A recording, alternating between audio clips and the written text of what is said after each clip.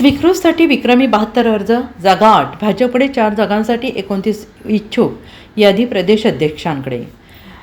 सांगली महानगरपालिकेत स्वीकृत नगरसेवकांच्या 8 जागांसाठी विक्रमी 72 अर्ज छाननीसाठी नगर सचिवांकडे दाखल झाले आहेत। भाजपाने 8 जागांसाठी 29, काँग्रेसकडे 2 जागांसाठी 22, तर राष्ट्रवादी अजित पवार पक्षाकडे 2 जागांसाठी 17 इच्छुकांनी अर्ज केले आहेत। याशिवाय 4 सामाजिक कार्यकर्त्यांनी थेट नगर सचिवांकडे अर्ज केले आहेत।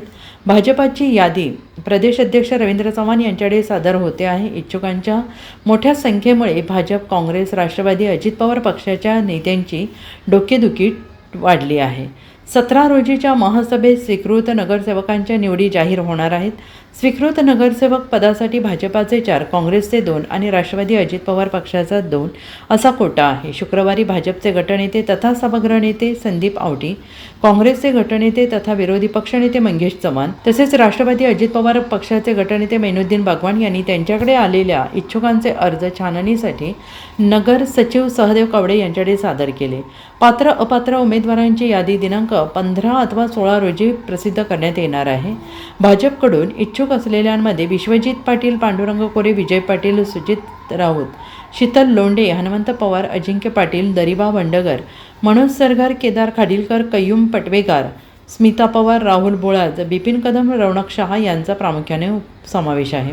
दरम्यान शेखर इनामदार यांनी म्हटले की मी स्वीकृत नगरसेवक पदासाठी इच्छुक नसल्याने 1.5 महिन्यांपूर्वीच पालकमंत्री चंद्रकांत पाटील यांना सांगितलेलं आहे। काँग्रेसकडून इच्छुक असलेल्यांमध्ये अमित शहा, विजय आवळे, सागर बेरनाळे, आशा संजय पाटील, नितीन मिरजकर, रहीम हट्टीवाले, विशाल कलगुटकी, कुमार पाटील, सुफियान पठाण, आसिफ बाबा, प्रमोद सूर्यवंशी यांचा प्रामुख्याने समावेश आहे। राष्ट्रवादीकडून इच्छुक असलेल्यांमध्ये शहर जिल्हाध्यक्ष प्राध्यापक पद्माकर जगदाळे, आयशा इद्रिस नाईकवाडी, स्नेहल सावंत, चंद्रकांत हुलवान, जमील बागवान, दिगंबर जाधव, राधिका हार्गे यांचा प्रामुख्याने समावेश आहे।